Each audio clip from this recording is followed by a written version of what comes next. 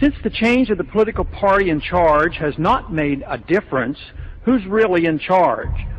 Someone is responsible, and it's important for those of us who love liberty and resent big brother government, identify the philosophic supporters who have the most to say about the direction our country is going. These are the neoconservatives of recent fame. Granted, they are talented and achieved a political victory that all policymakers must admire. But can freedom and the republic survive this takeover? That question should concern us. Neoconservatives are obviously in positions of influence and are well placed throughout our government and the media. The neoconservatives, a name they gave themselves, diligently worked their way into positions of power and influence. Above all else, they were not and are not conservatives dedicated to limited constitutional government. More recently, the modern-day neocons have come from the far left, a group historically identified as former Trotskyites. Liberal Christopher Hitchens has just recently joined the neocons, and it has been reported that he has already been to the White House as an ad hoc consultant. Many neocons now in position of influence in Washington can trace their status back to Professor Leo Strauss of the University of Chicago. Paul Wolfowitz actually got his PhD under Strauss. Others closely associated with these views are Richard Pearl, Elliott Abrams, Robert Kagan, William Kristol. All are key players in designing our new strategy of preemptive war. Others include Michael Ledeen of the American Enterprise Institute, former CIA Director James Woolsey, Bill Bennett, Frank Gaffney, Dick Cheney, and Donald Rumsfeld. The godfather of modern-day neoconservatism is considered to be Irving Kristol, father of Bill Kristol. More important than the names of people affiliated with neoconservatism are the views they adhere to. Here is a brief summary of the general understanding of what neocons believe. They agree with Trotsky on permanent revolution, violent as well as intellectual. They are for redrawing the map of the Middle East and are willing to use force to do it. They believe in preemptive war to achieve desired ends. They accept the notion that the ends justify the means. They express no opposition to the welfare state. They are not bashful about an American empire. Instead, they strongly endorse it. They believe lying is necessary for the state to survive. They believe a powerful federal government is a benefit. They believe pertinent facts about how a society should be run should be held by the elite and withheld from those who do not have the courage to deal with it. They believe neutrality in foreign affairs is ill-advised. Force should not be limited to the defense of our country. They dislike and despise libertarians, therefore the same applies to all strict constitutionalists. They endorse attacks on civil liberties, such as those found in the Patriot Act, as being necessary. They unconditionally support Israel and have a close alliance with the Likud party. Various organizations and publications over the past 30 years have played a significant role in the rise to power of the neoconservatives.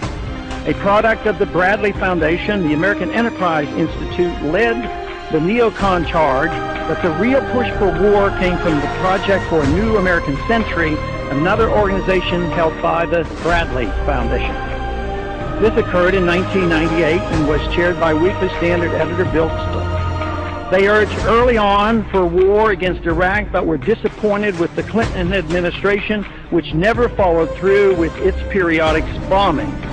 Obviously, those bombings were motivated more by Clinton's personal and political problems than a belief in the neocon agenda. The money and views of Rupert Murdoch also played a key role in promoting the neocon views, as well as rallying support by the general population through his News Corporation, which owns Fox News Network, the New York Post, and Weekly Standard. This powerful and influential media empire did more to galvanize public support for the Iraqi invasion than one might imagine. They have been amazingly successful in their efforts to control the debate over what Western values are and by what methods they will be spread throughout the world. It's of interest to note that some large Christian denominations have joined the neoconservatives in promoting preemptive war, while completely ignoring the Christian doctrine of a just war. The neocons saw and openly welcomed their support. Neoconservatism is not the philosophy of free markets and a wise foreign policy. Instead, it represents big government welfare at home and a program of using our military might to spread their version of American values throughout the world. If the neoconservatives retain control of the conservative limited government movement in Washington, the ideas once championed by the conservatives of limiting the size and scope of government will be a long-forgotten dream.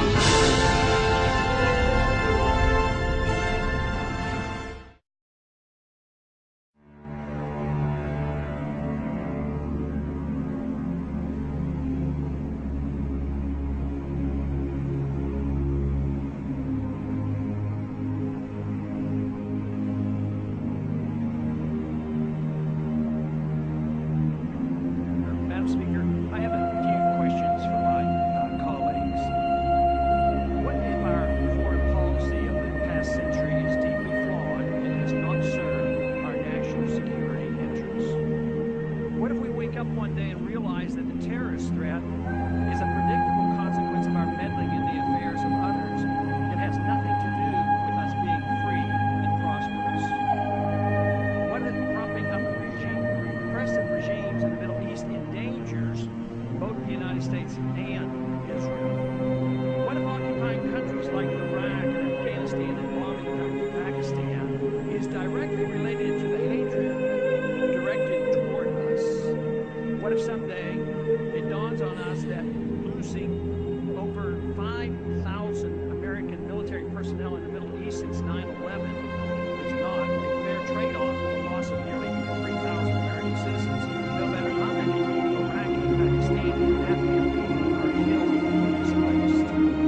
What if we finally decide that torture, even if called advanced interrogation technique, is self-destructive and produces no useful information, and that contracting out preferred motivation is just as evil? What if it is finally realized that war and military spending is always destructive to the economy? What if all wartime spending is paid for through the single process of inflation?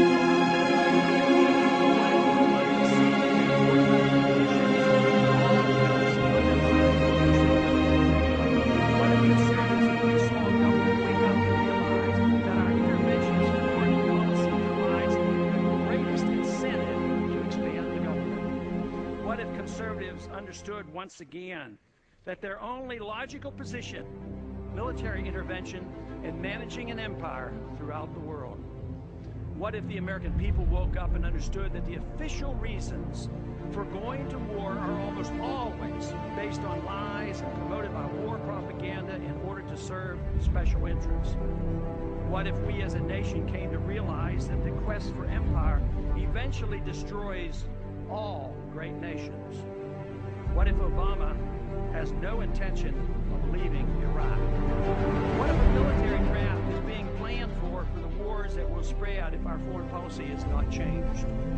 What if the American people learn the truth, that our foreign policy has nothing to do with national security, that it never changes from one administration to the next? What if war and preparation for war is a practice of serving special interests? What if President Obama is completely wrong about Afghanistan and turns out worse than Iraq and Vietnam put together? What if Christianity actually teaches peace and not wars from aggression? What if diplomacy is found to be superior to bombs and bribes in protecting America? What happens if my concerns are completely unfounded? But what happens if my concerns are justified? Nothing. I yield back the balance.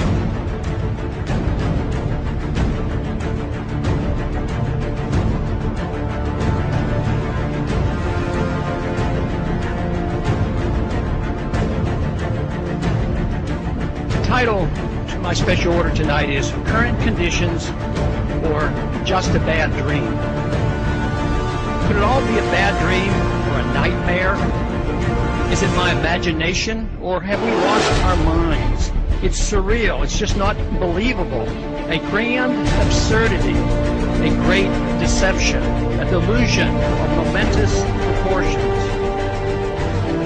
Based on preposterous notions and on ideas whose time should never have come. Simplicity, grossly distorted and complicated. Insanity, passed off as logic.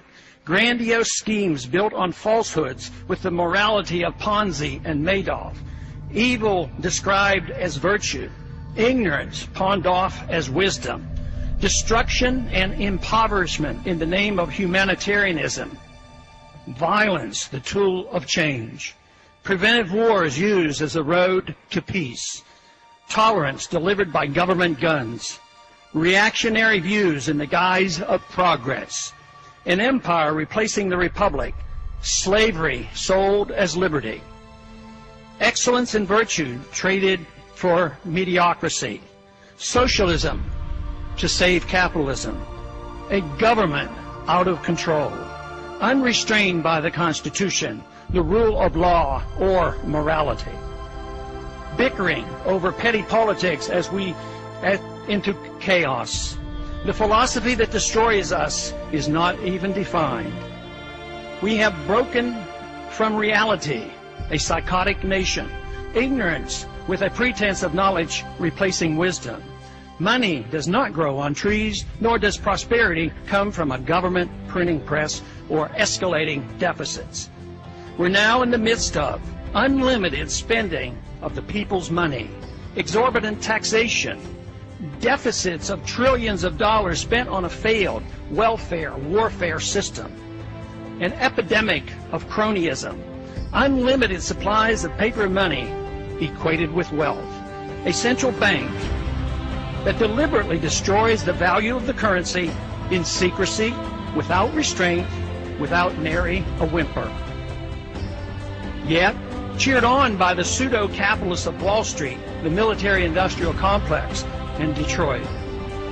We police our world empire with troops on 700 bases and in 130 countries around the world. A dangerous war now spreads throughout the Middle East and Central Asia. Thousands of innocent people being killed as we become known as the torturers of the 21st century. We assume that by keeping the already known torture pictures from the public's eye, we will be remembered only as a generous and good people. If our enemies want to attack us only because we are free and rich, proof of torture would be irrelevant. The sad part of all this is that we have forgotten what made America great, good, and prosperous. We need to quickly refresh our memories and once again reinvigorate our love, understanding, and confidence in liberty. The status quo cannot be maintained considering the current conditions. Violence and lost liberty will result without some revolutionary thinking. We must escape from the madness of crowds now gathering.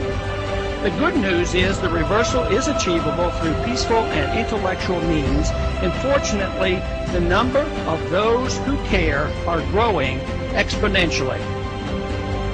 Of course, it could all be a bad dream, a nightmare, and that I'm seriously mistaken, overreacting, and that my worries are unfounded. I hope so, but just in case, we ought to prepare ourselves for revolutionary changes in the not-too-distant future. I yield back the balance of my time. The gentleman is recognized for 2 minutes. Without objection, so ordered. And I thank the gentleman for yielding. I rise today in opposition to this rule as well as the bill because of the lack of need for this and the disgrace that this has brought upon us. Yesterday, for instance, the Federal Reserve met and they came out and they announced that they would create new money to the tune of $1.25 trillion. The dollar promptly went down 3%, and today it went down another 1.5%. And today, we're going to come and on emergency legislation, we're going to deal with $165 million of bonuses, which obviously shouldn't have never been given. But who's responsible for this? It's the Congress and the President who signed this. So this is a distraction. This is an outrage. So everybody can go home that voted for this bill and say, look, I am clamping down on this $100 million, but I don't care about the previous $5 trillion the Fed created and the 1.25 they created yesterday. Think of the loss in purchasing power in less than 24 hours. And we think that we can solve this problem. We first appropriate unconstitutionally $350 billion. We give it to the Treasury. We have no strings attached. And then you have an unintended consequence. So we express this outrage. And at the same time, what do? We come along and we now propose that we pass a bill of attainder. So we do things unconstitutional. They have an unintended consequence. So what is our solution? To further undermine the Constitution. The line should be drawn in the sand. That's quit appropriating funds in an unconstitutional manner. That's quit bankrupting this country. That's quit destroying our dollar. If you really want to do something, you ought to consider H.R. 1207, which would monitor and make the Fed answer questions. I understand the Fed and the Treasury are involved in a lot of these antics, and yet we're not even the Fed is not even required to answer any questions. So it's about time we have an open book about the Federal Reserve and solve some of these problems. Time's expired.